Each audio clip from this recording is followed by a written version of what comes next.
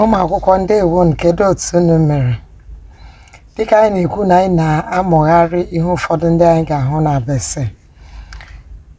Taa ka anyị leba anya na otu akwụkwọ agụmagụ ahọpụtara nke a kpọrọ ndụdọ nne-ete na azụ anụ ọka. Ọ ya ka ị na-ahụ n'ihu onyonyo a, ndụdọ nne-ete na azụ anụ ọka. Onye bipụtara akwụkwọ a bụ Okechukwu si ihe ejiri ka ọ ya bụ onye dere akwụkwọ a, ọ bụghị mbipụta. Ụlọ ọrụ bipụtara ya bụ PCC&P Limited nọ na 58 Old Market Road, Onitsha.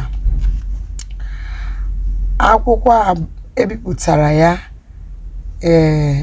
nke mbụ bịa bigharịa ya na 2008, bịa kụgharịkwa ya n'igwe na 2014. Akwụkwọ a bụ akwụkwọ ejije dịka anyị maara. Akwụkwọ a bụ akwụkwọ ejije.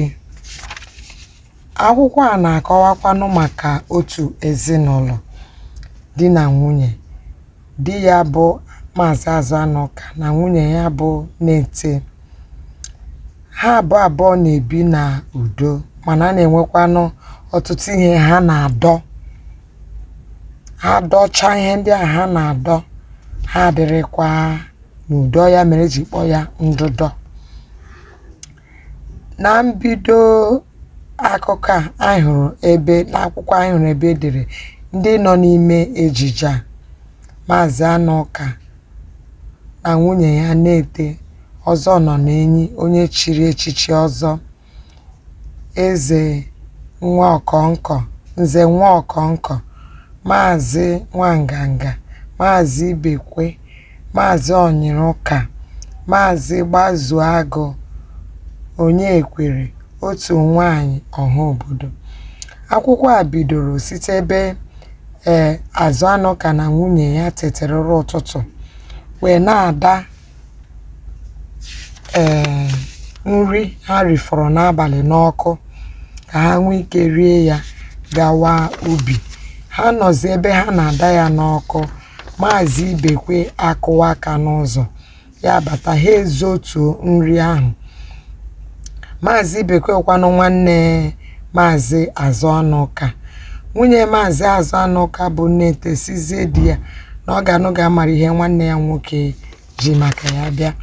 Ha mechaa si n'usekwu ahụ pụwazie ya na Ibekwe. Ha na ebe ahụ nkarịcha ya wee mee ka Ibekwe mara na ha nwa na-aga ubi. Ibekwe alawa.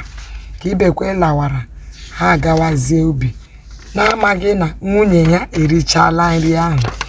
Ka ha gachara ubi na-alọta, egosiri ebe ha nọ na-alọta, na-akarịkwa maka otu Ibekwe si chọọ bịa na-apụ ha ike ụtụtụ a ha ji aga ọrụ ubi. Ka ha larutere, di ya si ya na o butere ya nri ahụ ka ya rie. Ya si ole nri dị ya na ya erichala ya. Ha bidokwa kọwa onwe ha ka ọcha ya si o chere ka nri ghee. Na nkebi nke atọ anyị hụrụ ebe akpọrọ oku n'ama gbasara ndị na-abịa ileta ala.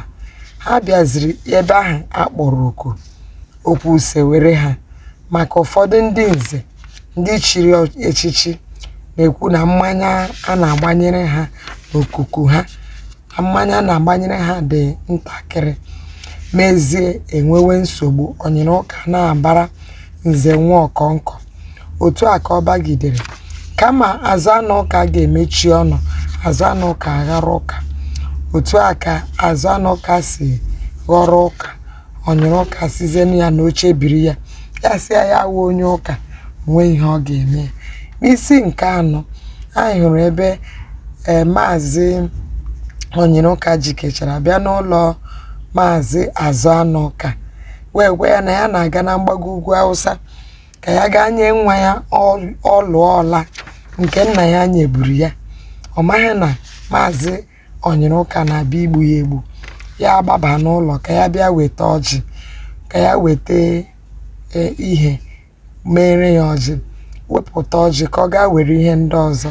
Tupu ya na-apụta, Onyiruka gbanweela ọjị ahụ ya rutezie gọchaa ọfọ ọjị na-ata ọjị maka Onyiruka ewerela nke ahụ na onwe ihe nọ ya tiba n'akpa ya. Ọ nọzi ebe ọ na-aga ọfọ ọjị gọchaa were ọjị mee gịnị tawa. Onyiruka na-ele ya anya zii tacha ya were mmanya bọrọ ọrụ were gbara ya ụgbọ. Onyiruka na-elekwa ya zii ya jụọ Onyiruka ele ihe ọ na-elere ya. Onyiruka sị ya na ihe ya na-elere ya wụọ na ozu ya tọgbọrọla na-elekwa ọjị nke o wepụtara na ọ ya wụ ihe a ya ji n'akpa ya na ọ taala ọjị nsi.